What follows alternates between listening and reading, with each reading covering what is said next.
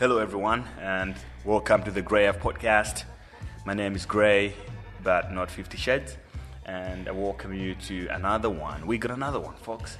This is really a fun one with the one and only Maureen McGrath. If you're not familiar with Maureen yet, you should probably check out her TED Talk, which is one of the most famous in 2016. It's called No Sex Marriage, Masturbation, Loneliness, Cheating, and Shame. She is really into this sex stuff. She's a sexpert, which is kind of like a hybrid of sex and expert. So I got to approach her after I saw the TED Talk. I was like, I was curious to talk about what she talked about in the TED Talk, but just in a little more extended way, this sex thing is like one of those subjects where everybody's trying to make more people uncomfortable. It's actually an uncomfortable topic to talk about, even for myself. But I just felt it's also a way to challenge myself to go out of the comfort zone a little bit. So it was really good chatting to Maureen. I asked a whole bunch of questions that I had, and she answered in detail, which, and she's really passionate about it. That's her job.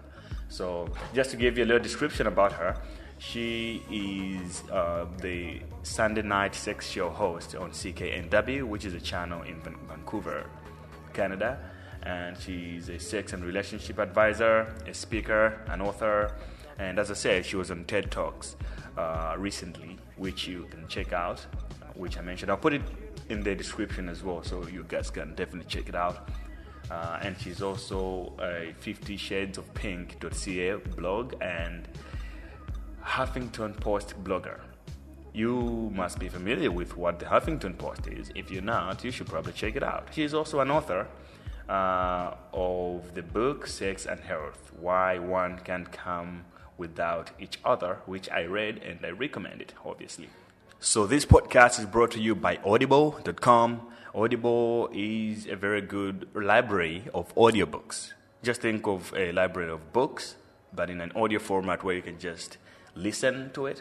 So if you use my link to sign up with Audible, you can get a free month of audiobooks, which means you can just go on their catalog with hundreds of thousands of books and choose whatever you want to read there, and you get it in an audio format. I mean, I use audiobooks myself. It helps me to read more than 4 to 5 books a month because it's easy, and it feels good. I can always rewind books. You can imagine how it feels. It's more like listening to podcasts. So I recommend you check it out. My link is www.audibletrial.com/grey, grey with the E-G-R-E-Y. Or you can find it on my website, which is greyjabesi.com, GREYJABESI.com. And there's a page called Goodies, where you can find the link to Audible. It says, claim your free ebook. At the same time, you can find other cool things like cheap flights provided by Scott Cheap Flights. It's a guy who actually knows the tricks and the hacks behind cheap flights, Scott Keys, who can actually help you to find a cheap flight. So you can just find the link to his website. He will be able to help you. I had him on the podcast as well, so which you might want to check out. So before we go, just want to make sure you remember that you can find us on iTunes and subscribe.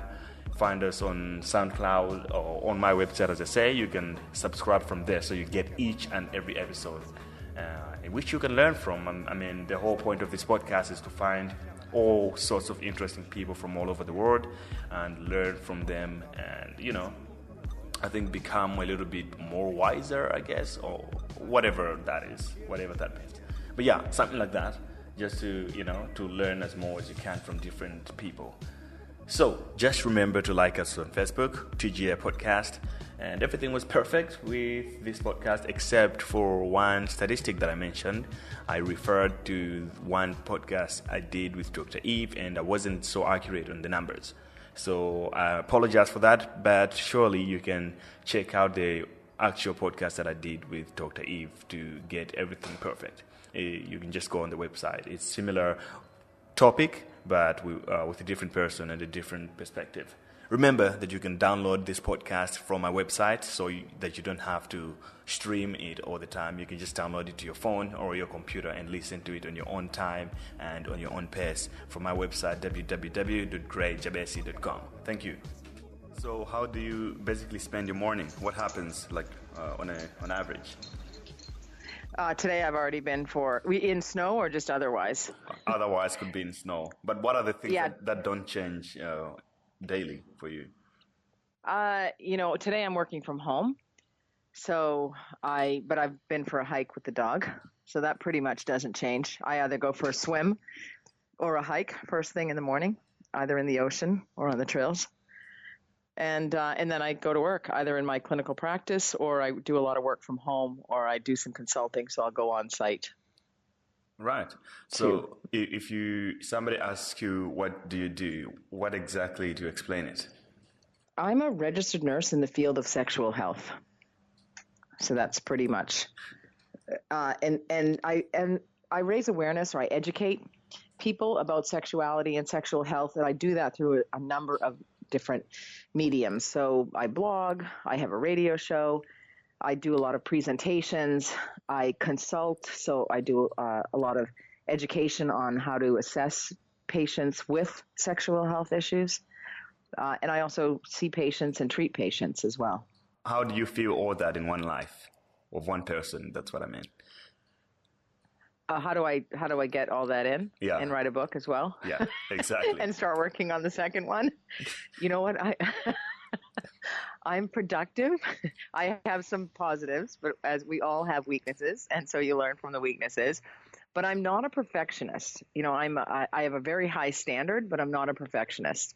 So my goal is to get the information out, help people to make their own decisions, lead them in the right direction. And a lot of the problems are very common, but not everybody will come to my clinical practice. I do Skype consults also, especially since the TED Talk. Right. Around the world. So it just provides different mediums. So people, if they want to read my book, if they can't afford a consulting session, then they might want to read the book, or they might want to come to my clinical practice, or they may just want to listen on the radio. So it's multidisciplinary. I'm kind of like a multidisciplinary person anyway, so it kind of reflects my personality. Sure. So there's a story about you I think you had a talk in Vancouver at one point, and you mentioned about how, I don't know if that's how you started, but it's something to do with harassment at the workplace. That's right. Yeah, that's right. I was just thinking about that today, in fact. How that, basically I was with a friend of mine that I was hiking with. We were talking about that. And I said, 14 years ago, I was the target of workplace bullying. And I basically, we were talking about women in business, and very few people think of me as a businesswoman, but effectively I am. And I said, I was bullied in the workplace. And so she had a negative experience. She had a failed marriage, and her husband was abusive. And she said, basically, I just, stayed in for 3 years, and I was so ashamed, and I never came out. And I said, I was a target of workplace bullying. And I said, so for a year, I was a recluse. I stayed in my home and did what I had to do there, but I never came out. And she said, I remember that. And she said, I remember thinking, wow, Maureen was knocked down, but she came back up fighting. After all of that healing took place, the physical healing and the emotional healing, because that's what happens. You're very damaged. You're very harmed, I should say, harmed quite dramatically, as I was, with this campaign of bullying.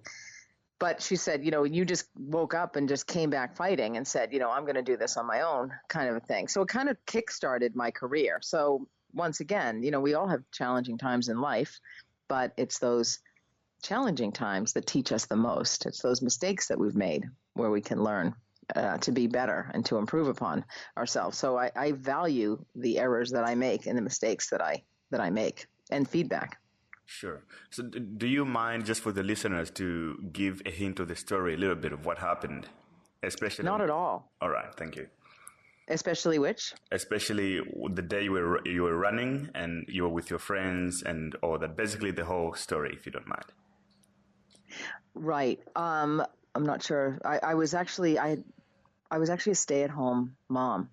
And but I had a business degree, and I had a nursing degree, and I had a clinical research background, and so there was a temporary job that was posted, and I had kept my foot in the door as a nurse, just went in every other week for 4 hours, and so nobody wanted the job. And they verbalized that. And so I applied for the job. I thought it looked like a good job. It was 3.5 months so it was short term. And I thought I should try this.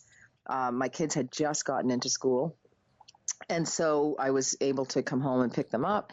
And so I took the job. And when I got the job, people were stunned. It was kind of the crab in the bucket syndrome that, I was one of them. And then all of a sudden I was elevated to the top position.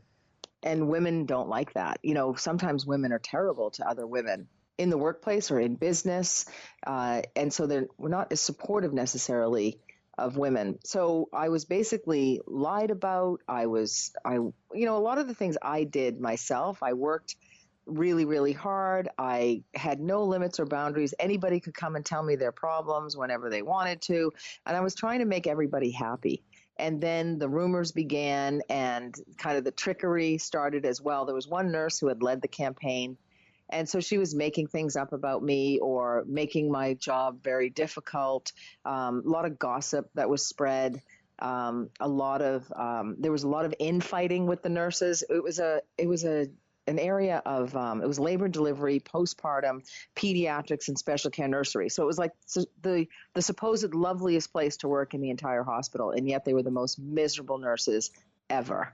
And I was trying to make them happy. And in the meantime, I got myself depleted trying to make all of them happy and also raising my own family. And so it all became too much. And there's a gaslighting that happens. I don't know if you're familiar with that term. No. But people trying to it's from a movie from the 50s, but people trying to make you think that you're crazy, like it's a lot of trickery is involved. It's a psychological campaign. And so it was something I could no longer fight up against. And so the job turned from a 3.5 month job into a 2.5 year job because they wanted me to stay on. So that was like, on one hand, I'm hearing I'm doing a great job. And then the nurses who were working for me were just making it very miserable for me. So I finally, fortunately, I was able to leave. I didn't need the job. I wanted the job. And so there was a big difference. Had I needed the job, it would have been much more detrimental for me. So I actually started to lose hair and weight and get heart palpitations and skin stinging. And I realized this is, going to cost me my health. So I resigned. I left that job and basically took care of myself for a year and, went into leadership training, and because I was thinking it was all me, what's wrong with me, as we typically think. And then I started to come back, and one of the physicians that I worked with actually on the day that my last day of employment, he said, where are you going? And he said, I have a job for you in my clinical practice, so whenever you're ready. And it was in the sexual health field. So I started working with him a year later. He waited for me. I started working with him a year later. I was working 3 hours a month, and now I could work every single hour of the day if I if I want to. But I watch myself now. I actually lead a very balanced life, always include exercise, always eat well, no alcohol. Not that I ever was a drinker. Right. But, I'm very much into healthy living, setting limits and boundaries, saying no, finding my voice. And these are a lot of issues that a lot of women face. So, my priority is myself, my own health and my family. And that's how I do it. Right. So there's another story also linked to yourself. Sorry, I'm just... I'm not used to talking about myself this much, Gray. Okay. It's okay, though. Okay. There was one with you getting harassed by a boss. Yes. Is that correct? That's correct. I know. Yes, exactly. I was actually sexually harassed and bullied again. I thought it would never happen to me again. And boy, was I mistaken. The type of person that I was, because I've worked on that, I was an easy target. And surprisingly enough, I'm going to dare to say this, that the sexual harassment I could deal with.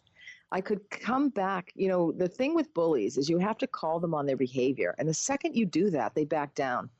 So he would back down on the sexual harassment. He was a gay man who was in the closet.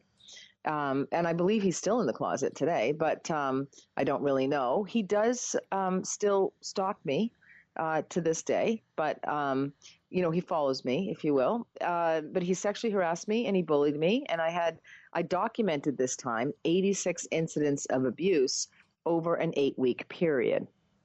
And so I filed a complaint with the Human Rights Tribunal, and I retained the services of an employment and labor lawyer, and I went after him. And so unfortunately, though, about 97% of cases in Canada are settled outside of court. And I wasn't interested in the money. But lawyers settle. That's they're in each other's back pockets, and they settle. And so my case was settled out of court, and I'm not allowed to disclose any information about it or disclose who he is or the name of the company. But in a way, once again, I learned again, it wasn't perfect. But I can share my story, and I can share that to help other women, because I think we need to, and men, because men are bullied also.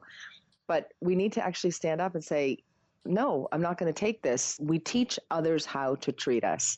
And that's what I do much better now than I did 10, 15 years ago. But we're trying to improve all the time.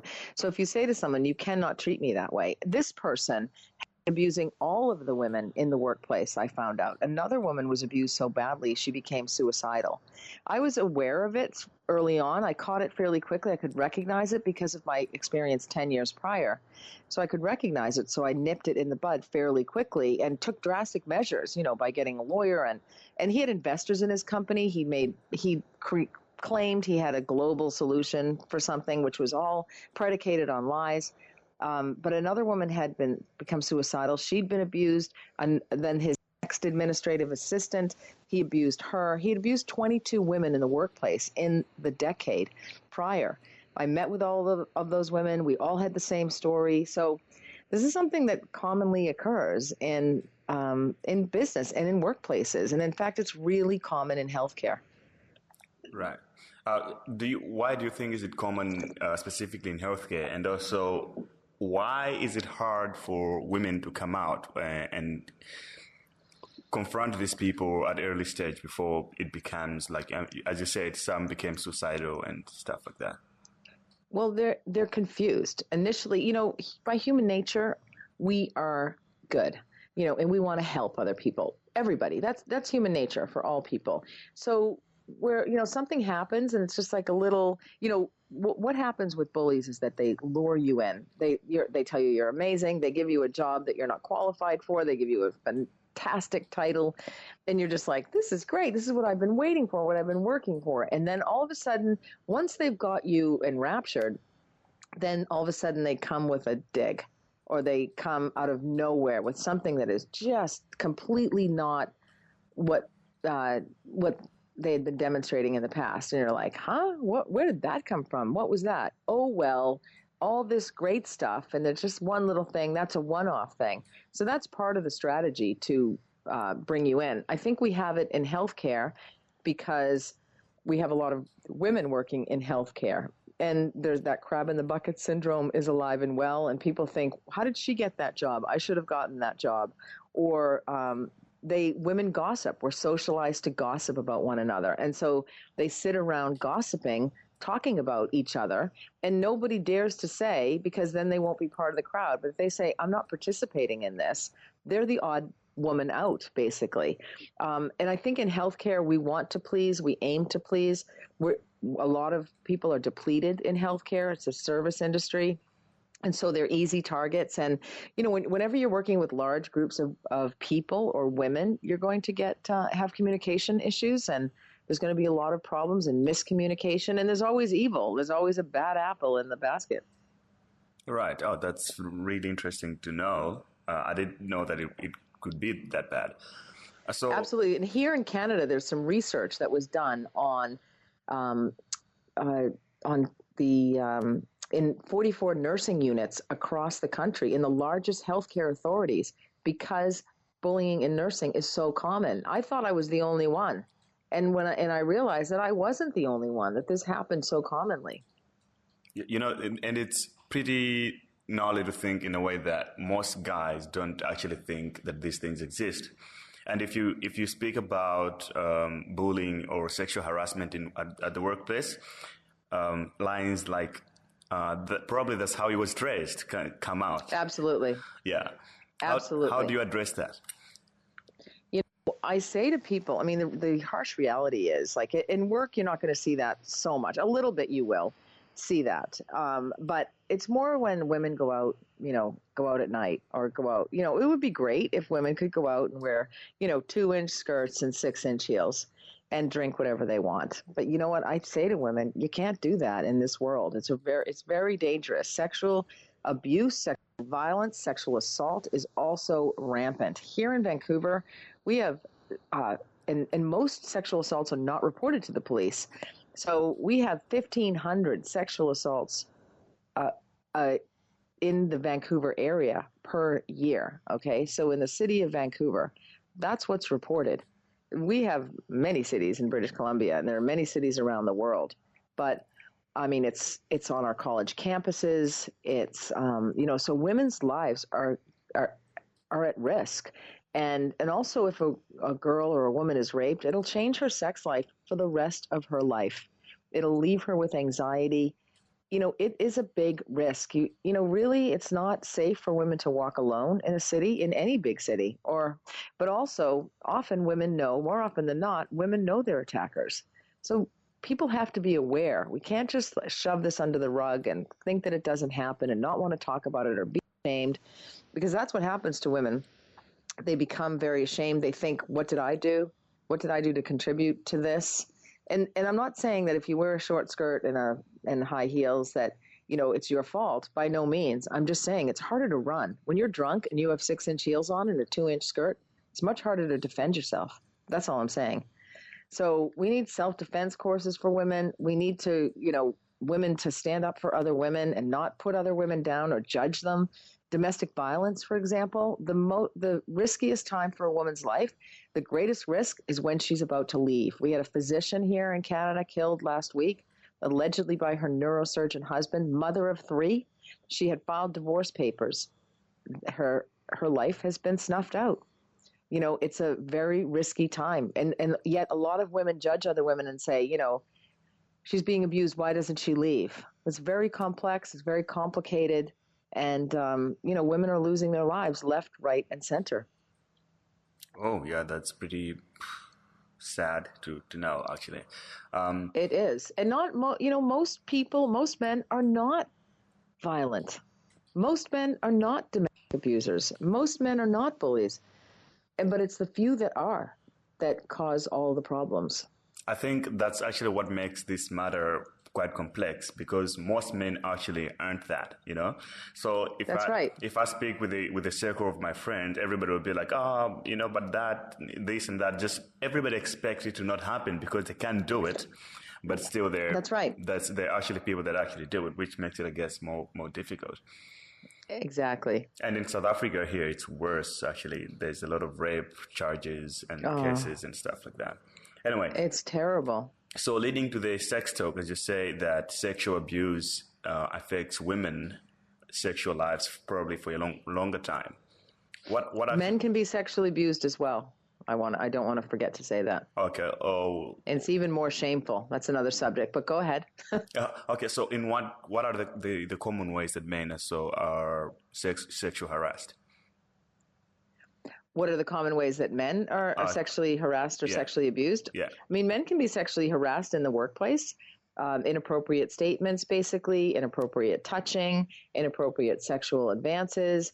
But a lot of boys are sexually abused as children by people that they know. I had one case in my clinical practice where a boy was sexually abused by his single father and for his whole life. And then when he turned, 13, 14, 15, when he started to have feelings for women, he was very confused and very conflicted because he said, well, sex is supposed to happen between two men. That's what my father taught me. But he didn't even realize that he'd been sexually abused. That is shrouding sex in that's that secrecy, that's shame. And so this fellow had turned to drugs and alcohol as a result. He was so conflicted, but it was predicated on that one thought that his father had taught him about sex, and that's what his father had taught him about sex. But his father was a pedophile, and that was the reality. So many boys are sexually abused by neighbors, by friends, by uncles, by family members, by people that they know, and it really hits at their masculinity. It says that they're weak. Why couldn't they fight up against it? So there's actually a whole lot more shame associated with men being sexually abused or boys being sexually abused than girls. Right. I did a podcast recently with Dr. Eve on that subject also. She gave out, I think it was 7 out of 10 boys at the age of 15 are harassed sexually as well in South Africa also. Wow. So that's very high. But I guess, as you said, people don't usually come out. It's more shameful to boys, I guess, to come out with those stories. Because absolutely it is. symbolizes being weak or something like that. It does. And it hits at their masculinity. But it also, they will have a very negative impact on their sex lives. They'll have low sexual desire. They will not want to have sex. And they will, vacillate between perhaps depression and drinking and, trying in many ways to numb the pain, using drugs. Some will use sex, shopping. They'll somehow trying to be living with this shame. And I hear from a lot of women who are married to men that have been sexually abused just how challenging this is, and they don't understand it. But because every time you have sex, it will trigger something. It will trigger those bad memories. So it makes it that much more difficult. And, we can live without alcohol, you can live without drugs, you can live without shopping. You can't live without sex, really. We're sexual beings. Yeah, sure. So what are the things that one can do if they have that problem or they have been sexually harassed before and now they're having sexual problems in their relationship or marriage? Well, the thing is, it's really important to seek the appropriate help and to understand what one has been through. When you tell somebody, you release the pain. Sometimes I have to say to people, tell the bathroom wall. If you can't tell me, just release it. Going through the grieving process, grieving who you were as a little boy to who you are now as a man. So you need to go through all of those feelings of denial and sadness and anger and finally getting to acceptance. And so, crying it out, which men are not allowed to do in society either, but it is very helpful. Getting appropriate counseling to, of course, it is never the fault of a little boy who has been sexually abused. And so just talking with somebody about that can be very helpful. Many men will have PTSD, post-traumatic stress disorder. There are some research studies going on in Canada here that ecstasy may help because talk therapy doesn't help a lot of people with traumas. But there is some evidence to support that ecstasy, MDMA, may help unlock that area of the brain that has stored this information and that has changed the brain, basically. So there's some evidence to support that this may help with enhanced talk therapy. But even just talking, standing, not blaming yourself, having a good qualified therapist to talk to about it, having a supportive partner is also very helpful as well. And understand it's a, 2 steps forward, 10 steps back kind of process. And seeing what areas of your life it's affecting. Are you drinking excessively, smoking pot, having a sex addiction, living in shame, being depressed? There are so many results of having been sexually abused as a child for men. Right. So before we jump to the next chapter, just to clear up to the listeners, what is ecstasy? Just to explain to people that are not familiar with. Ecstasy is a medication. Ecstasy, actually, it's a psychoactive drug used primarily as a recreational drug. So the desired effects include empathy and euphoria and heightened sensation. So that's what people get from it. So it's you can take it. It's taken by mouth and it lasts about 3 to 6 hours. So what they're doing here is they're having clinical trials, and they're having the patient sleep overnight, take the ecstasy under the care of a clinician, sleep overnight, and having during that time, they're talking through the issues that have occurred, and they're having some great results. They've actually done some preliminary trials in the States, but it's a recreational drug, so we don't think of it in terms of a therapeutic drug, but it looks like there may be some evidence to support that it can be therapeutic. But some of when you use it recreationally, you can have adverse effects like addiction or memory problems, paranoia, difficulty sleeping. That's why people need to be watched or observed, because it can cause rapid heartbeat as well. So it's a recreational drug that may have some therapeutic benefits. It works on the neurotransmitters, actually. It also increases the release and slows the reuptake of serotonin, dopamine, and norepinephrine in certain parts of the brain. So it actually, through those neurotransmitters is how it works. It has been used in the past to improve psychotherapy, but then it became a recreational drug. It was used in like the 1970s, and then it became a recreational drug in the 80s. And so now we're looking back again to look to hopefully that it may have some therapeutic effects. So is it legal at this point, or can we also throw it in the category of psychedelics? No? Yes, we can. It's not legal at the moment. It's under clinical trial. So it's in the initial stages. I think it's phase 1 or phase 2 of a clinical trial here in Vancouver. Anyway, there's 3 sites in the world at the moment, but yeah, no, it's still a recreational drug. All right. So just to get back to the other abuse subject, on average, for the men that are sexually abused, is it more same sex, or is it from the opposite sex abuse? Is it more what kind of sex? Sorry? Is it more from the opposite sex, or it's the same sex? It can actually be either one, but it's 1 in 6 here in Canada anyway, and it's generally more abused by men. So it's man to man. Yeah. All right. Yeah. A lot of male to male sexual abuse. And, there's another whole category of men who have sex with men, but that's another subject. But they're generally but they can be abused by women, like teachers. We don't think of female teachers as abusing male students, but that can certainly happen as well. It can happen anywhere, anytime, to anyone. Nobody is immune. Sure. But it's more male. The men have a higher incidence of being a sexual abuser. All right. So getting back to your TED Talk a little bit, what were you trying to convey there? I mean, if you had to explain in 2 minutes to somebody who hasn't seen it. Well, a little bit I felt like I was letting the cat out of the bag here. I've been in clinical practice for 14 years, speaking to patients. I've done countless presentations. I've spoken to so many people and couples, and this seemed to be the secret. The secret is that we think that married people are having sex and having great sex, when that wasn't really the case. The case was there were many, many issues that occurred along this gravel road of life to people that affected just how much sex or the type of sex they were having in their marriages. And so a little bit I felt like either people are going to be really upset with me or some might say, okay, she's singing my song.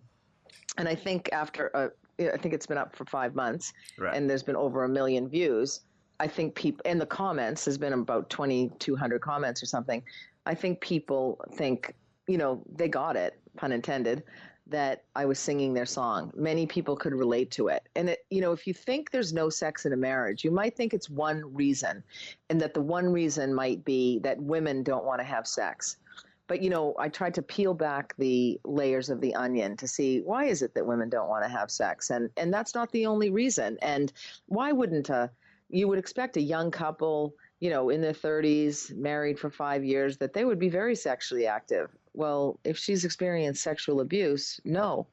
And like the story that I tell in there about he was actually a physician, and it took him 2 years to even trust that I could that he could tell somebody about this. There was so much shame around it.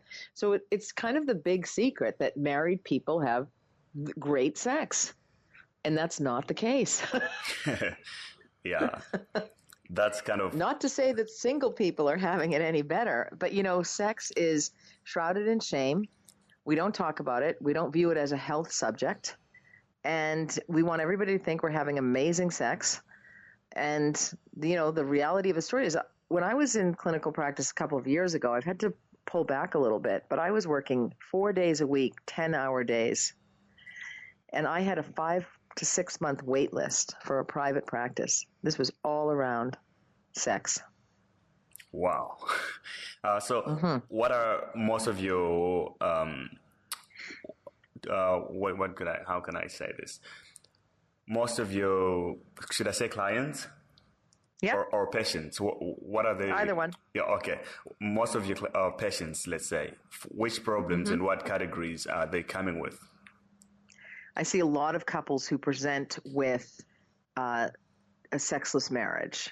And the reason is that the woman in a heterosexual relationship, and it's certainly not limited to heterosexual relationships, it can happen in same-sex couples as well. We just have fewer same-sex couples, that's all. But I see a lot of heterosexual couples where the woman has low sexual desire.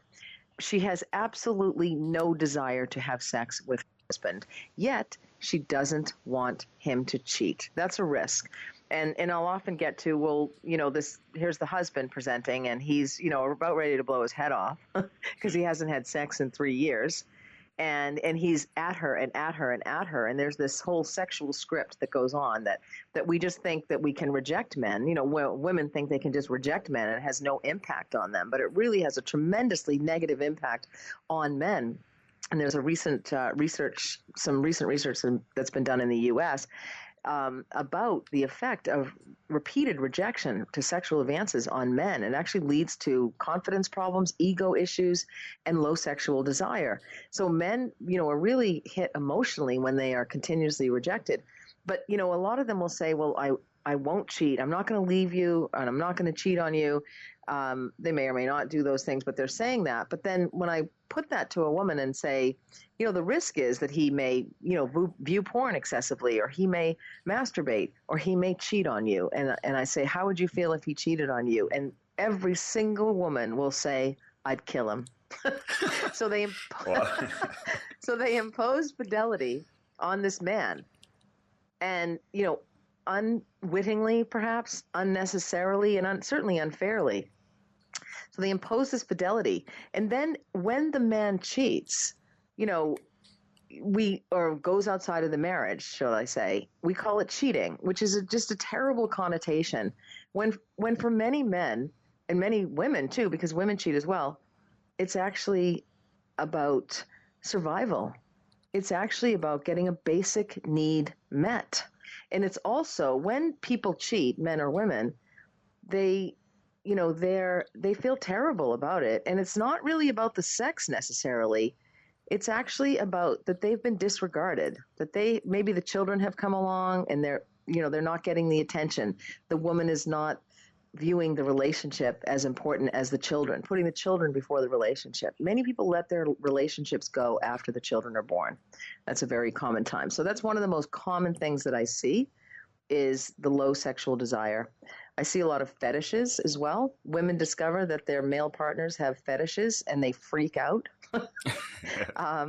And, fetishes are really common. It's something like 53% of men will have thought of a fetish, experienced a fetish, desired a fetish. And the fetish can be anything from hair to shoes to dressing up. And this is the one they have the biggest problems with, is that when men wear tights or men want to wear underwear, women's underwear, or men, very manly men that I know that have come to see me in my clinical practice, they're in the military, they are chief executive officers, they are, they're working out, they are, heterosexual, yet they like to dress up as women in women's clothing. They like the feeling of it. It's arousing. Something may have happened as a child that led them to that. A lot of them will want to express their sexuality with men. That seems to be a bit of a pathway for them. So it seems to be a gateway is, dressing up in women's clothing can be a gateway to, and adding, now we're going to get really down and dirty here, but adding the strap-ons, kind of a thing, or viewing porn where men are dressed up as women, very common as well. Porn viewing is another issue. Like, a lot of people will have issues around how their partners express their sexuality. That's another common area as well. And also medical conditions. Women may have a prolapsed bladder, so the bladder falls down after having had a baby, or the uterus falls down. So they have poor vaginal health. We don't talk about the vagina. And then the last one, of course, but not least by any stretch of the imagination, erectile dysfunction. 100%. Many men present. Yes, they have erectile dysfunction, and they're ashamed about it, and they don't want to take the PDE5 inhibitors like the Viagra, Cialis, Levitra, Staxin. So why is it that more women don't want to have sex than men? I think it's around how women are socialized about sex and sexuality. Women are told that sex is dirty. Sex is going to hurt. A lot of women in many cultures are told sex is going to hurt you. Don't have it, because there's a fear that they might get pregnant. Genital mutilation is another common situation that occurs around the world, and that will impact a woman's sexual desire as well. I mean, of course, it's traumatic to have your mutilation, surgery done on your genitalia. Depression. The women don't understand themselves. They don't understand their bodies and how their body works, the female sexual response cycle, for example. So if you don't know how your body is supposed to work, you don't know when you're going to have a problem.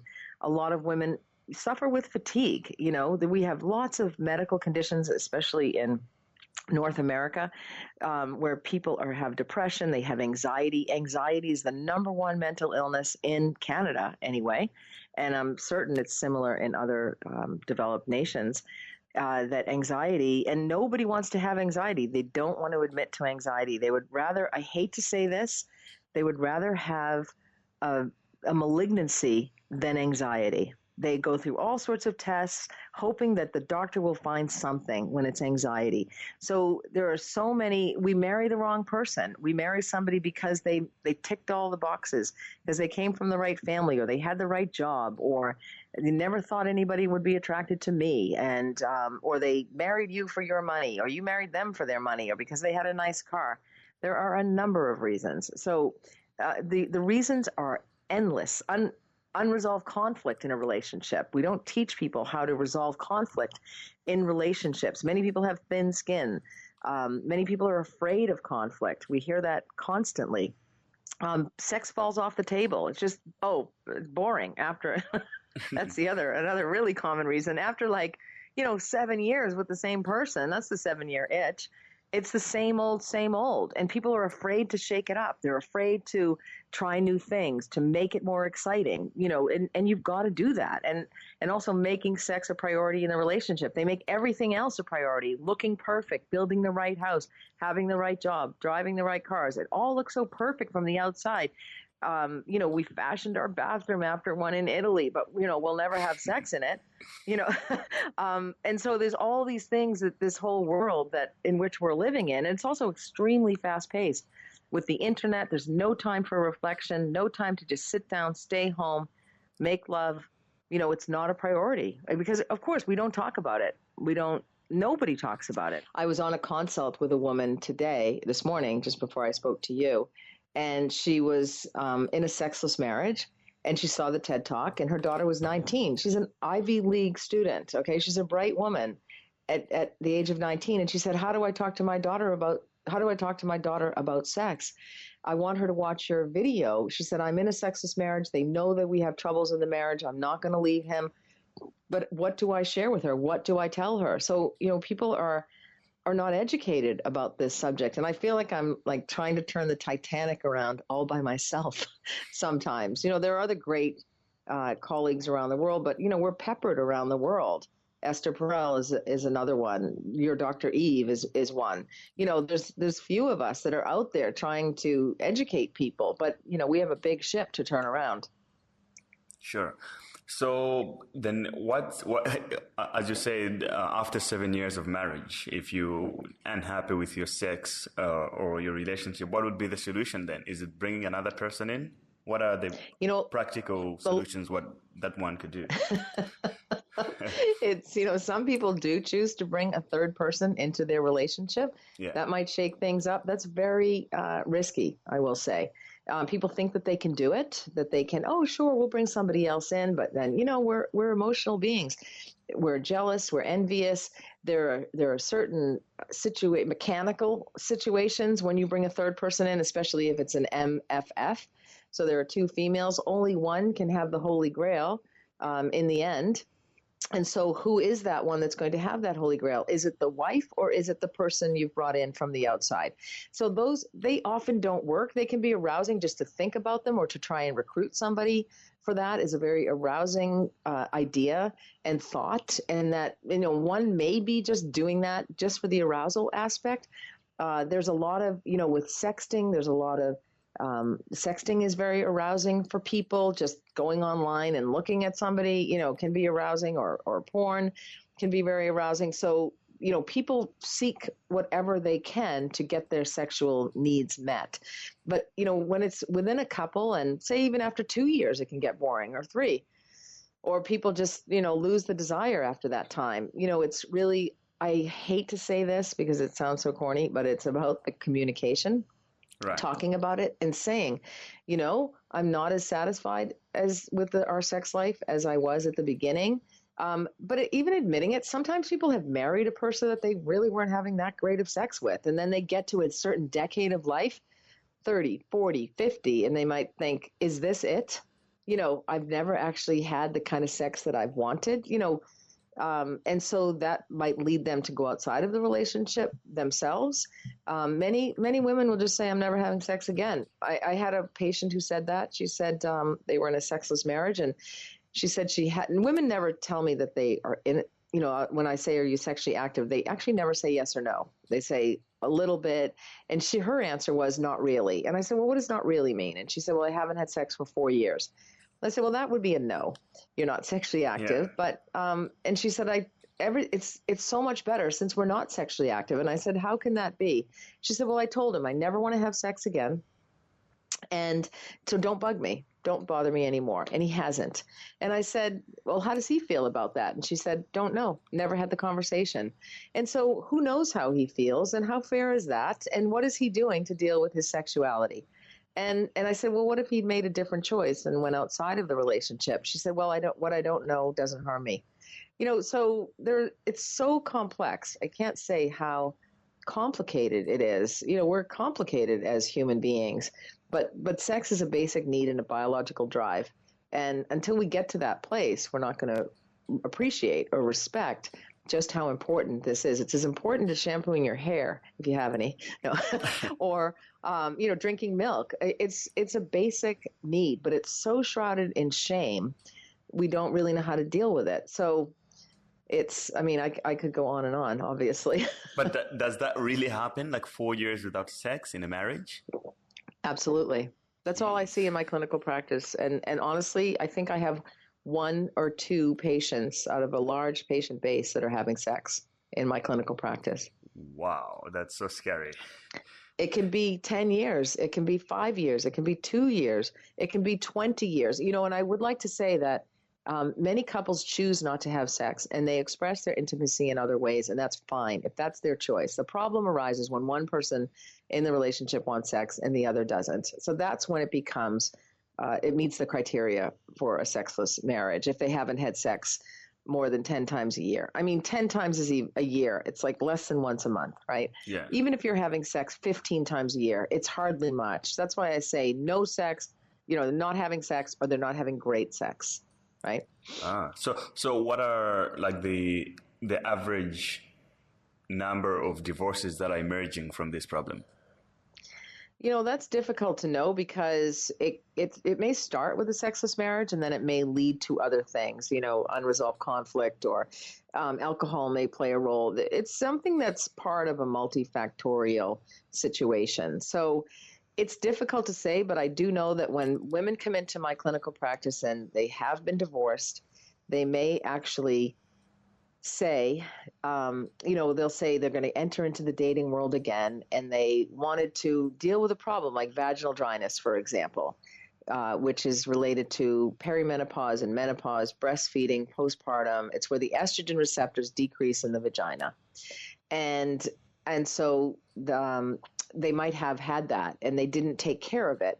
And because it led to painful sex, they didn't have sex. So I'll say to them, how long had it been since you had had sex in your marriage? And they'll know that was the reason that the marriage broke up. And they'll say, it had been 5 years, but I realized but there were other problems in the relationship too, potentially. But they'll say they want to treat this particular medical problem so they don't have painful sex, because it can affect orgasm, the ability for a woman to experience orgasm. Only about a third of women experience orgasm, and 70% require clitoral stimulation in order to experience an orgasm. We don't tell women that. We tell them there's something wrong with you if you're not having an orgasm during sex. They expect it during penetrative sex. They're told to please the man. There's so many reasons that women are not enjoying sex because they're not educated properly. This woman said, I'm not having sex with my husband, so how do I deal with it if I want to be sexual? I'm like, well, you know what? You could buy a sex toy. You could start with that, a vibrator, or what I recommend is the womanizer. It's a clitoral suckling device. It's amazing. Personal moisturizers are good for the vagina. So there are things that women actually need to up their desire, up their sexuality, up their sexual self-esteem, but we don't talk about it. But thank you for talking about it to me today. Thank you. And then on that point, what is, you mentioned about orgasm. What should a guy do to actually, you said it's not coming from vagina stimulation, you said? Often it's not. Penetration? Only about 30% of women will experience an orgasm through penetration of the penis or another object. And so that's pretty low, right? So men need to, first of all, women need to know their own bodies. It's not up to men to give a woman an orgasm, if you will. It's really, the onus is on the women, but we put the onus on men. He's not doing it right. There are certain things he needs to do as well, but women need to know themselves. They need to know what feels good for them. So they need to touch themselves. They need to explore their genitalia. They need to touch their clitoris, their labia. They need to know their nipples. They need to know what feels good. And so then they need to be in a trusting relationship and be able to express that to their partner and say, basically it's, no, that doesn't feel good. This feels good. Can you do this? Can you lick your finger? Can you, it might be a little bit dry at the beginning. So can you actually use your penis to rub up against me, or, this type of thing, or do that themselves. So it's actually that communication that, showing them, but that's after self-exploration. But many religions and many cultures say, don't touch yourself down there. It's dirty. We don't use the term vagina. We use hoo-hoo and flower and all these other words. And that actually denotes that the vagina is not as good as the penis. We can say penis till the cows come home, but we're not allowed to say vagina because people don't like the term. And so therefore it gives this false sense that the vagina is bad and the penis is good, and that sex is for men. And, so a lot of women, once they re-engage in sex, they'll be like, oh, why didn't I do that 3 years ago? I'm so glad to be sexual again. So they've been, carrying around a lot of baggage their entire life. And there's a lot of slut shaming that comes into play as well. Women are not allowed to like sex. So therefore, if they like sex, we're at risk of being called a slut, a whore, a tramp. There are no names like that for men. Men are studs. Men are amazing. Men are, just another notch in the belt, you know? So it's very different. I have something that I got from the internet related to that story, actually. I have it on my desktop. Let me read it for you and see what you say. It has to be something to do with comedy, but I'm just going to say it anyway. It says, every single time a man sleeps with a lot of women, he's called a stud. But if a woman sleeps with a lot of men, she's called a slut. People think this is unfair. Nah, it's completely fair, and I'll tell you why. It's fucking easy to be a slut. It's fucking hard to be a stud. To be a stud, you have to be witty, charming, well dressed, have nice shoes, and a fake job. To be a slut, you just have to be there. The fat there are fat, ugly sluts out there. There are no fat, ugly studs. It's coming from it's coming from a British comedian. I just forgot his name, but I have his picture on my desktop. Absolutely. Absolutely. What do you say to that? We need to reframe it. I mean, I think it's a comedic way to reframe this. He's absolutely correct. Yeah, to be a stud. And a lot of guys will say, there's nobody that's been in my room for 10 years. I haven't had sex with anyone. What are you talking about? Men can have sex whenever they want. Not true. But you're absolutely correct in that, men, they've got to try hard. I have a patient in my clinical practice and she's a widow. And so she's, just ready to meet somebody. And she said, she's got all this criteria that, she doesn't want somebody with a fat stomach. And I don't blame her. But anyway, she doesn't want somebody that doesn't have a job. Okay, I don't blame her on that either. But there's a lot of criteria, whereas men are just like, they're visual. They're like, I'll like her. Okay, yeah, I'll go to bed with her because she's attractive to me. Yeah. So it is quite different. But women do have all of this criteria. I also have another woman in my clinical practice, and she said, I want to meet a man, but I don't want to. She said, I just want someone that I can cuddle with and watch movies and hold hands and go out for dinner and no sex. And I said, well, you know what? Good luck. Because you're never going to find anybody. That's going to be an easy one to find. Right. Sure. I don't think so. So that's, again, that low sexual desire, that sex isn't important. They don't want to be vulnerable. They're uncomfortable being vulnerable. Yeah, and I watched a TED Talk today about vulnerability. It was really good, actually. You probably I've seen that one. And I want to say vulnerability is tied to body image. We're getting massive in this world. We're eating, processed foods and we're not exercising as much, and we're, desk jobs, and all of that has contributed to people getting bigger and bigger and not feeling good about their bodies.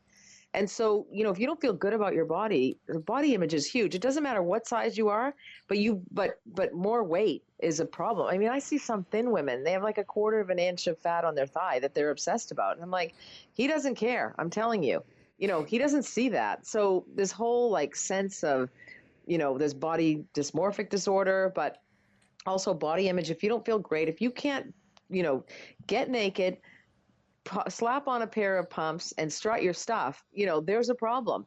So you've got to be very comfortable with your body, and nobody's body is perfect. There are the few six-pack guys, whatever, around there, and also women that have the absolute perfect hourglass, figure.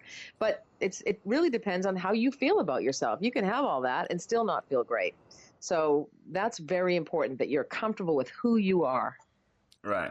So before we jump to the last section, there's one question that my listeners asked, and I didn't manage to get it to Dr. Eve when I had the podcast with her. It's a cliche probably for you. You hear it all the time. Does size matter? Absolutely. No. It actually doesn't. All right. It does not matter. Yeah, no, it doesn't matter to women. It matters to men. And in fact, there's a health economist who did some interesting research about the most common searches around sex. And for men, it was penis size. And for women, it was penis size as well. But men wanted to know, what was a big size, what was large. And for women, it was around painful sex. They didn't actually want the big penis. So because a lot of women have a smaller introitus, entrance into the vagina, or a smaller vagina, or they may have vaginismus, or they may have some of the medical conditions, there can be a mismatch with somebody who has a large penis with a woman who doesn't have a large vagina. So size, honestly, does not matter to a woman for the most part. The occasional woman, it will matter. But no, that's not something that men should worry about, but they do. So it's actually okay if they have a medium to smaller penis. There's very few guys that have like the 2-inch size penis when erect, but for the most part, it's 5 to 6 inches when erect. All these stories about these guys having footlongs, not true. I've seen a million of them in my clinical practice. Oh, yeah, you have, surely have. Yeah, they're not. But and you know what? The only thing to make the penis bigger is to lose abdominal weight. That's what makes a penis smaller. or shorter, Oh, is okay. abdominal girth, right? Yeah. So there's all this talk on the internet where girls these days are actually obsessed with a guy having a larger penis. I don't know, it's just like a fetish or just Yeah, being no, it's how a man uses his penis and whether he excels in other areas is what matters. Because intercourse is one part of sex, but there's a lot of foreplay, there's a lot of lead up to, and don't forget, the penetrative sex does not necessarily yield an orgasm, but clitoral stimulation does, mostly, for many women. So, size doesn't really matter for a successful sex life. And if people are thinking about that all the time, like they're thinking they're not accepting themselves, they're not they're not good enough. They're going to have anxiety going into the lovemaking. right. You know, So on the clitoris stimulation, how does one go about it? Is it with their tongue, with their hands, with the toys? Practically, any how one does of it work? them, and the penis, any one of them, Okay. the tongue, their hands, their toys, their penis. Oh, so do you encounter people that And it's actually? what the woman enjoys. You know what? Let the woman tell you. Some women, don't enjoy oral stimulation. Other women don't enjoy toys in the bedroom. So it's really up to the woman. All right. So how do you encounter people that actually say they don't go down the girl because they have this mentality, as you say, of saying the vagina is dirty or whatever reasons they Yes. have? Yes, I've had couples that have said that. That I had a couple who they were like around 50, and she had never been in a relationship prior, and he had been married. And she said she'd never had a sexual relationship, but she really liked him. And so I was actually trying to understand how they were having sex, as I assumed that they were having sex kind of the normal way, what we think is normal, but that's not normal, and I should have known that. But when I continued to inquire, and I often have to ask permission, and I do a sexual health assessment, and things just weren't going quite right. And then he said, "Oh, let me clarify something for you. She doesn't take her pants off when we have sex." I'm like, okay, so that's different. And she was stimulating him, and I assumed it was the penis, but no, she was stimulating his nipples because that was quite an erogenous zone for him. And so she felt that giving him oral sex was dirty, and she wondered if she could put on we have a supermarket chain here. I'm sure you have them there. We have Safeway. And so she wanted to know if she could put a Safeway bag on his penis to perform oral sex. She didn't even realize that maybe at least she could try a condom, which isn't going to be as stimulating. They were in a monogamous relationship, but Right. she didn't even go there. She went to Safeway bag, but she thought it was dirty. A lot of people feel the vagina is dirty or the penis is dirty, so they get equal play or not, pun intended. Right. So now let's get back to. I have to speak for my people now, the current young generation from in between the 20s to the 30s. Yep. What has changed with the things like Tinder or the interest of how many people are interested in actually getting into marriage or relationships at all? Some people have met people on Tinder. People are getting married a little bit later in life. They're putting off having children. They're not getting married until they want to have children. People are making different choices today than previous generations. Previously people were married around the age of 20. They're probably getting married on average around 30, probably, I think it's like 27, 28, which is a statistically significant difference. They're working on their careers in their 30s and then having children even later. So there's lots of choices that are open up to women today. And with women in the workplace, entering the workplace, that has changed the power dynamic in relationships. And so, I always say women should make their own money. Never rely on a man for money, or never rely on anybody else if you're in a same-sex relationship. So marriage isn't always for everybody. There's lots more choices today. Also, there's throwaway marriages. People are like, I'm married 2 years, it's not working, see you later. They don't even want to waste the time on trying to deal with the issues. Many people don't want to face the issues. They are such perfectionists that everything is amazing that they live in denial. I say denial is a drug. So it's changed quite a bit around the world. And some of the older generations or older ideals are no longer holding water with the young generation today. Sure. So there's also a fear that I see in a lot of women from my experience now. These are people that I physically meet. From the age of 27 going up to women, they kind of have, it seems like they're in a certain pressure where they feel like they need to find somebody to settle down with, Absolutely, to have a full-time relationship. But for the guys on the same age who would want to date these women are not interested in that at all. Right. I don't know how you view that, or what has been your experience with working with such people? Well, women have this biological clock that ticks away, and 35 is the kind of the time that the bomb has gone off, and so that's one of the biggest contributing factors to marrying the wrong person. I know women who've married alcoholics because they wanted to have a baby. I've known women who, chose the wrong person, felt that all of their friends were getting married, so this one was good enough. Then they enter into a relationship without a foundation. And marriage is just the process that two people make their relationship public and official and permanent. So it's, supposedly lasts until death, but we're living so long these days that we're like, 60, 70 years of sex with the same person, if you're lucky. Is not the most attractive thing. But, younger people today are like, well, if it doesn't work, I'll see you later. But many women will look for a man so that they can have children. Very few men grow up thinking, I want to have a baby when I grow up. I want to have a wedding day, where I wear a tuxedo. That's not their dream, right? It's never been my dream, at least. No. Exactly. But some guys are like, yeah, I'd like to be a father one day. Kind of dawns on them here and there. But so it's very different for men and for women. But today, women have different choices. They can have babies on their own. Same-sex couples can have babies. We have great fertility options, egg freezing that's done today, so women can have their eggs frozen, early and work on their careers. The ideal is for women to have their babies in their 20s, reproductive-wise anyway, and have their babies in their 20s, and then work on their careers in their 30s, and then meet a guy in their 40s when they're wiser, right? Sure. I mean, that's really the ideal. But otherwise, going through the problems and the issues and the failings of a marriage, you can make you stronger and actually can build your relationship that much better, and you can learn a lot from it as well. Loneliness kills.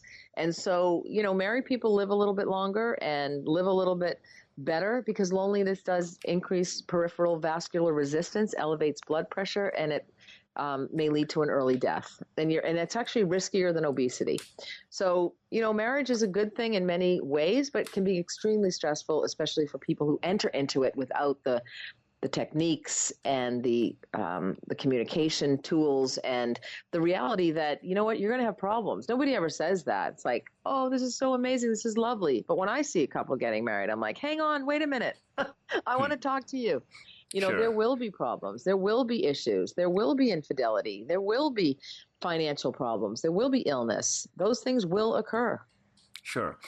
So, I mean, that's actually true because if I look back from a bunch of guys that I can actually recall from, none of them, not none, but like most of them are happy humping around, trying as many women as they can. Being studs, seems like it's a be happy moment of most people at the moment. So, I just kind of think in terms of women, who are looking for like a very stable relationship. It must be hard at the moment, I guess, to find a more perfect or stable guy. Very hard. Absolutely. Very hard. Somebody with a job. That's the number one thing women look for in men. But should you find that great guy, if you're a woman, or even if you're another man, in any couple or same-sex couples, heterosexual couples, there's a few things you want to laugh and play together. Teasing is beneficial. It brings you closer. Couples who laugh are more satisfied in their relationship. So humor is huge. And also you want to try new things together, whether that's in the bedroom or outside, snowshoeing, for example, or skiing. I'm just thinking of things here because we have snow, but swimming, try new things that you haven't done, or, the excitement of that activity may make you feel like your relationship is more exciting. And according to research, couples that are trying new things together with a partner can help prevent boredom and make you feel closer to that partner and happier with your relationship. Gratitude is something, especially this time of year, we need to cultivate that. Really appreciate what you have. There's a great commercial on in Canada right now. I don't know if you've seen it. Oh, it's actually on the internet. And it's a guy who wakes up and he's like, everything that he has, from his toothbrush to his hairbrush to his car to his briefcase, is wrapped in gift wrap. And he's grateful for every single thing. And, we have to remember that. We have to remember that, we have a house over our head, or lovely children, or food on the table, and a toothbrush in our hand, every little thing. Like, to be honest with you, I have a dog, and he ruins my car all the time. But I got a dog gate finally. Okay. And every time I put that dog in there or see that dog gate, I am grateful for that simple thing. And we have to apply that in life, and also celebrate the triumphs. Supporting each other through rough times is vital, but it's just as important to be supportive when things go right. So when your partner does something well, gets a new job, a promotion, really celebrate that. Celebrate those good times, and that will also bring you closer to your partner. Exactly, 100%, yeah. And I guess based on the meme that I read, you said something about having a job. Actually, for the guys, all they need is a fake job, so that you put in your Tinder profile. Yeah, there's a lot of fake things going on out there around sex. And I don't promote faking in any way. And I know I help some women and men edit their profile or create their profile. And they'll draft something, which I'll say, just draft something yourself, and then let me take a look at it. And then I look at it and I say, well, why aren't you mentioning your children? Well, I don't want anyone to think I have kids. I'm like, well, they're going to find out anyway. Well, why are you saying that you're 5 years younger? Well, because I don't want to turn like a whole group of men off. I'm like, you know what? Right. You've got to be truthful. You've got to be authentic. Those are the beautiful people. Those are the people want to be around. The ones that can say, I'm not perfect. This is who I am. This is what I do. This is what I like. And I'm okay with me, and that shines through people. That authenticity, that genuine nature, that really shines through. And that's the light that shines. And so shine your greatest light, and you'll meet, another great light. Right. So, speaking, speaking of fake profiles now, this is one thing that I've observed recently. I think most women, probably with men as well, younger men and women, are under so much pressure about how they should look or present themselves on social media that it's actually cutting down their time on of things that they should be probably spend more time on or be more productive. And then more time is spent on social media. Then at the same time, you have this side of things where women are trying to balance themselves up with a society, be more powerful, independent and stuff like that. But at the same time, you have all these social pressures where you have to look in this way, dress in this certain way, and all blah, blah, blah. What do you think of these things? Oh, here, you've hit the nail on the head. Here's the deal. Like, one of the most common things that women care about and that men lie about is height. So how tall are you? 6 feet. Really? You meet them, they're 5'6", and so right away you're just like, I wish he had told me he was 5'6". It would have made him more honest. So now all of a sudden you're thinking, well, what else is he lying about? Sure. And you know what? Sexual attraction is involuntary. You can be attracted. You just never know what you're going to be attracted to. I have a couple in my clinical practice. She's 40, he's 23. What? They get along swimmingly. Yeah. See? Wow. See, if I said he was 40 and she was 23, you wouldn't have said what? Wow. Exactly. Right? Yeah. Yeah. So they have issues because his mother doesn't want them to get married. They're very happy together. I have another couple where he's the older one and she's younger, and they're very happy, and the mother doesn't want them to get married. And I said, listen, why don't you want them to be together? And she said, well, what will my friends think? Yeah. And I'm like, who cares about your friends? They're going to be dead long before, these two, whatever, get into their 20-year anniversary. And I said, so you want her to break up with someone she loves and cares about and who's very good to her, so that you can tell your friends that she is with somebody her own age, but that person may be an alcoholic. He may beat her. He may be, not work. Like, why are you trying to dictate somebody's happiness? Just because society says there can't be that age difference between people. There can be. Yeah. So just to finish off with one thing that you mentioned at the beginning was about conflict. This is yes, unresolved conflict. One thing that I learned this year is actually to deal with the fact that actually conflict is there to stay. It's a fact. It's part of life. So I've been ignoring conflict for a long time. Until this year, that's when I learned actually to deal with it. How do you go about dealing with conflict? Because I'm still not perfect at it. Well, I think one way that is really helpful, and I actually learned this from a South African woman, is to be curious. Her name was Deborah Rousseau. To be curious. And, because when we say, why did you do that? Why didn't you bring the groceries in, through the back door? You got all mud through the front door, whatever. It's just like, even that's a bad example, but, I'm curious why. You brought you can see the first one is an attack. It gets people's defenses up. The second one is, I'm curious why you came in through the back door and not the front door, whatever. And they might say, well, a boulder had fallen down. It blocked my path in the front. You didn't know. But otherwise, the other way, when you attack people, so being curious, it's very uncomfortable. I'll give you an example. I had a client who was a nurse in the operating room. Her husband had cheated on her and their marriage split up. So every time she went into the operating room to scrub for the physicians, and there was a team of 14 in there, he was a plastic surgeon, the plastic surgeon would say, hey, I heard that your ex-husband cheated on you with so-and-so before your marriage was done. Or he'd make some inappropriate and embarrassing comment. And she said she would just cringe. She didn't know what to say, and she would get red, and everybody would sort of look at her because he brought up all of this personal stuff. So I said to her, be curious. Just say to him, I'm curious why you ask. And she said, I can't say that. It's awkward. I would never say that. I don't see the point. And I said, you'll see the point once you say it. So about 6 months later, she phoned me and she said, I want to thank you. She said, finally, it was the last straw. I tried everything and I thought, I'm going to try the curious thing. So she said, in a room of 14, as we were doing surgery, and you could hear a pin drop, he said, hey, I heard that your ex-husband, whatever. And he said, is that true? And she said, I'm curious why you ask. And she said, the room went silent and he didn't say anything. She said, because she said, I learned the reason he asked was he was being nosy and mean. And I called him on it, basically. And he never has bothered me again. So she shifted the power and she put it back to him. So being curious, if somebody does something that has perhaps harmed you or in a relationship or you're feeling badly about or guilty or, whatever, say, I'm curious why you. That's how you begin.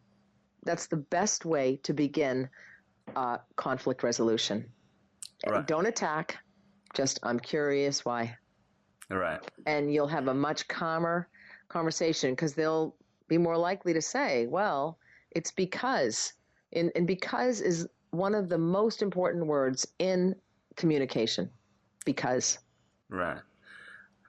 Do you read or what kind of books could you recommend that the listeners should check out? And what format? And what format do you read books? Is it through audiobooks or actually read? I never read audiobooks, I have to say. It's just not my style. So I either read through Kindle or I purchase the book if I'm at an airport. All right. So I like holding a book, and I like then sharing that book with somebody else or giving it to somebody else. I just finished the book. I love Paulo Coelho. Do you know? Right. Yeah. Do you know that author? He's written The Alchemist and in 11 minutes, and he just has a perspective on life. And so many people would say, well, you're reading that because you're a sexpert, but I just read Adultery. It's a great book. It gives the messages about life that we all think about and we all face and we wonder. And one of the questions that people will often ask themselves, but they won't share this with other people, is this it? And he addresses that question. People will get to, age 20, 30, 40, 50. It's often at a decade of their life, and the next decade of their life. And he addresses that question because, we may set out to be a writer and we might go to California and, try to be a writer, but we have to wait tables because we can't get any writing jobs or acting jobs. And and then we wait tables, and then all of a sudden we meet somebody and we may have a child, and we have to continue to wait tables, and our dream of being a writer never occurs. Sure. And so so people, it's a very classic example of, people didn't become self-actualized or be what they wanted to be in life. And I think, and all of those, he answers all of those things around, the question, like, I want to change, I need to change, I'm losing touch with who I really am, my real self. And so I love provocative reads, quite honestly. And so I find him quite a provocative writer.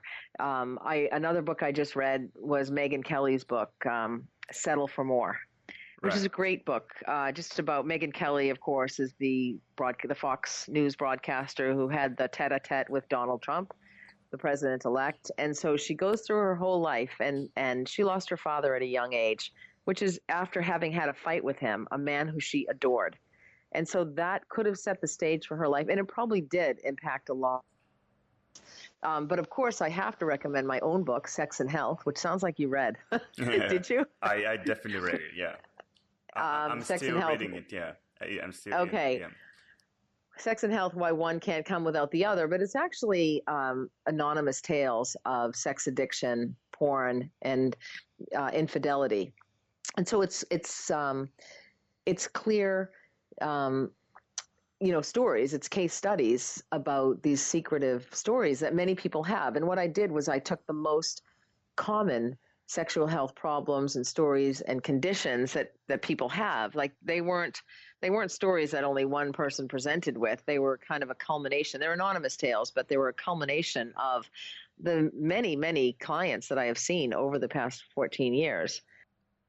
What their issues were and how they dealt with it. Like the 80-year-old man who came to me after, at the age of 80, who had been cheating on his Irish Catholic wife his whole life, and in fact made advances to me during the visit or the appointment, where I kept having to, had I not had the experience about workplace bullying and setting limits and boundaries, I would never have been able to say to him, this is not about me, this is about you. You continue to act this way and you're out of here, and I'm, this is inappropriate. So he actually wondered, should he tell his wife at the age of 80 that he'd been cheating on her with, at happy endings parlors and with prostitutes? So these are some of the stories that are in there, but that's much more common than you realize, because he got to that stage of life, as many people do, and say, what did I do? How did I live my life? And now they're feeling guilty and badly. And his wife was carrying on,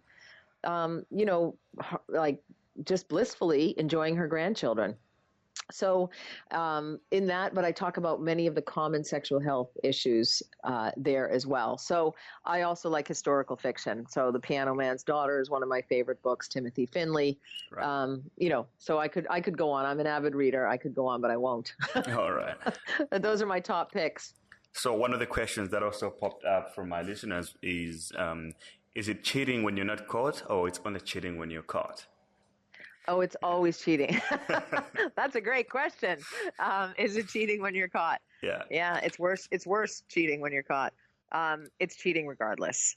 All and, right. But I'd like to actually change that word cheating, because what prompted that? What provoked that for that side of their relationship? And that's the problem. And that's why many people are like, can a marriage survive an affair, an extramarital affair? Yes, they can. But it actually takes the person to say, this was my role in this. And I had a patient recently, and she said, I was explaining my situation with she said she decided to stay with her husband. They have many issues. And she said, none of it is my fault. And I said, let me just say this. It is your fault. And it's until we get it's until we get to the place where we say, we can look at ourselves. Like I never want to blame the other person, right?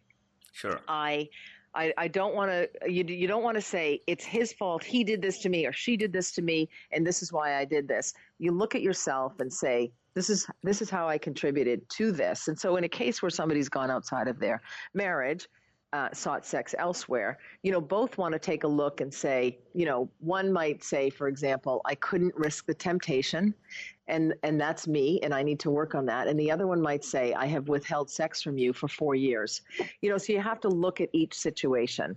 Sure. So you have to say it, never blame the other. Always say, what was my role in this? And that's the only way to healing and resolution. Right. You have any favorite quotes that you live by, or you have it stuck on your wall in your house somewhere? Yeah. Well, the truth sets you free. There's just so many. I always say at the end of my radio show, when you stumble on this gravel road of life, make it part of your dance. I think that really sums up my own experiences and the experiences of the patients that I have seen. We're human beings. We're imperfect.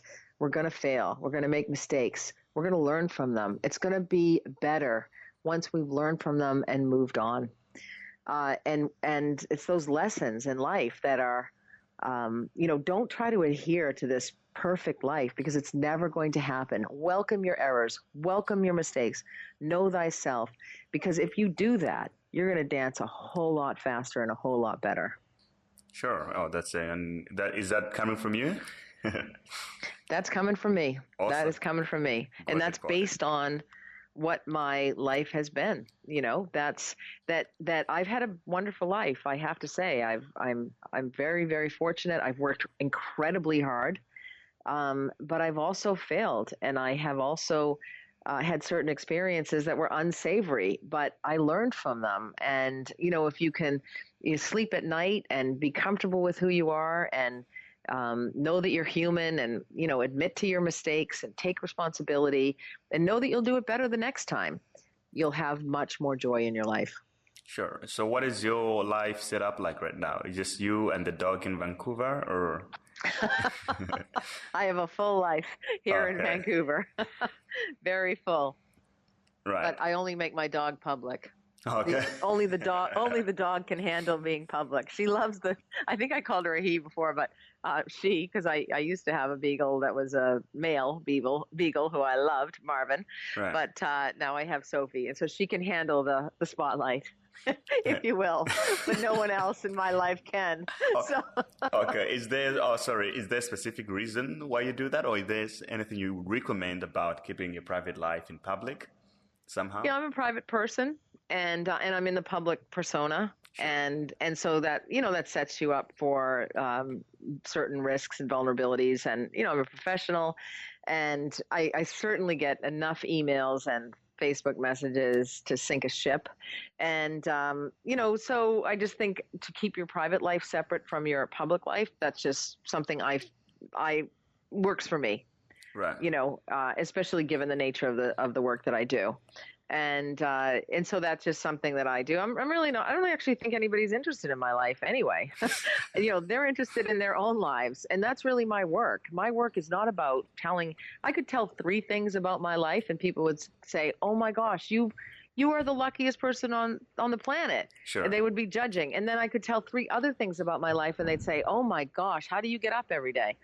So it's just a matter of perspective. Nobody's ever going to know the whole me. Yeah. And so I just think I'm interested in broadcasters who, give me their opinions, and I'm really not interested in the kind of car they drive or, where they vacation or whatever, or, and what do we give to the world? We show them our shining side, right? Sure. We never show them the trouble. So, and this is not about me in any stretch of the imagination. The work I do is really I'm passionate about just providing education for people so they can make the best decisions at an early age, so they don't make the mistakes in their 20s and 30s. So they wait to meet the right person if they want to settle down and have a baby, or 6. So it's really to give that information, to the younger generation and to the older generation, that if they've made those mistakes, it's never too late.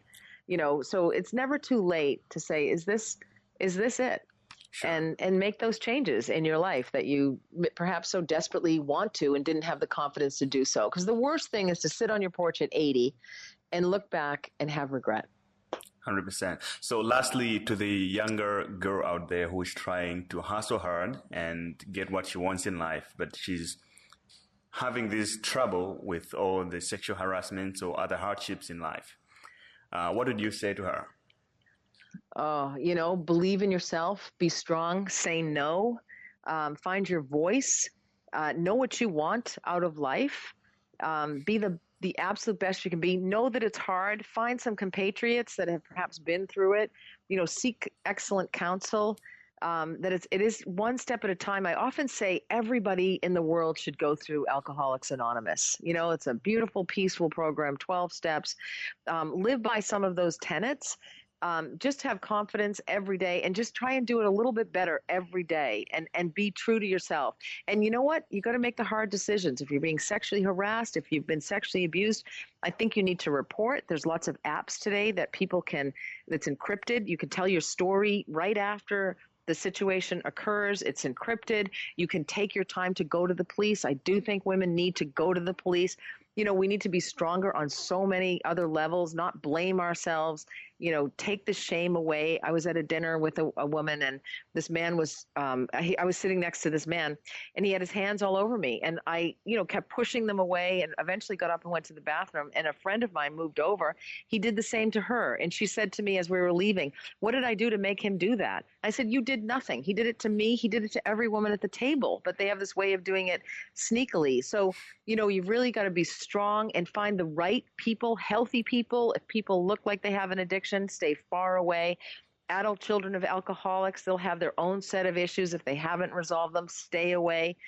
People with unhealthy lifestyle habits who stay up all night, they're going to be problematic in a relationship. So you want to find the healthiest person possible. If you've been raised by an addict, don't marry an addict. Go the other way. Right? Nobody's perfect, but, be true to yourself. I mean, I could go on with that, but it's really believing in yourself and knowing, listening to your gut reaction is vital and often spot on. Right. There's one thing that kind of stood up to me though, because I'm scared now. You said you should be. Stay away from men who stay up all night, and that sounds a lot like me. A lot of guys do that. It's unhealthy. People need sleep. It will actually set people up for depression because the chemical bursts will not occur, the calcium bursts that need to occur in the brain that happen in the early hours of the morning. So your circadian rhythm, these biological processes happen for a reason, and that's to promote toward health. But we've gone from, a world where there were no lights before lights were discovered, so people slept at night. And they worked hard in the day, and we've gone to lights on, computers on, iPhones on, every technological device on, except for the sex toys. Kidding.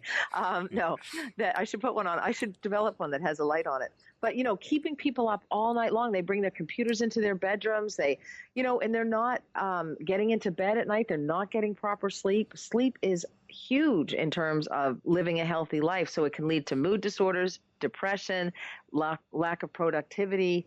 So people need to go to bed at the same time, on average, 8 hours of sleep a night. Sleep don't get up before 6 o'clock in the morning. Some people have jobs that require that, and that can be harmful. So, it's, as I say, sex is tied to everything. Sure. Maureen, thanks for your time. This has You're been very welcome. 1.5 hours of blissfulness. Has it been an hour and a half? Yeah, actually. It feels shorter, though, which is good. Oh, good.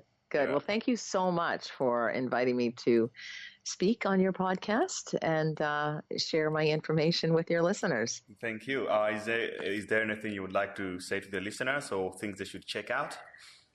Well, if they want to go to my website, backtothebedroom.ca, I have the radio show, which is on SoundCloud. You can go to the CKNW Sunday Night Sex Show, but that's also on my website, backtothebedroom.ca. Also, they can email me, sextalk@cknw.com. So or watch my TED Talk as well. And so I also do Skype consults as well, if people have particular personal problems that they want to discuss. So just to clear up something, I mentioned in the podcast that I think 7 out of 10 boys are sexually harassed in South Africa, which I linked to Dr. Eve's podcast episode. that wasn't very accurate. Consuming. Because I double checked now. You know, I so think they should get it in I'm sorry any for way that. they can. Don't take my word for it. You know, just check out the episode that I did with Dr. Eve, and you pretty much get the whole you know, watching statistic. that TED Talk, anyway, the No enjoy Sex Marriage, and remember to get your free audiobook from YouTube, the website, you know, and it's just a bit subscribe of a if you for found this people, helpful, which listen I'm to sure you did. But you want to Thank have you. qualified, respected healthcare professionals. There's a lot of snake oil salesmen out there. There's a lot of people who are, you know, there's some education out there that people are saying the orgasm is not important. You know, so not true, especially for women. Not true at all. So, you know, you really want to take your advice and gain your wisdom through people who are actually in the field and educated about the field and work in the field, basically. So, so I would try it any which way. Like, they can go onto my SoundCloud and listen to past shows that I've been doing that show for 4.5 years. So they're all on, most of them are on that SoundCloud on CKNW Sunday Night Sex Show. So I would get as much information and use what works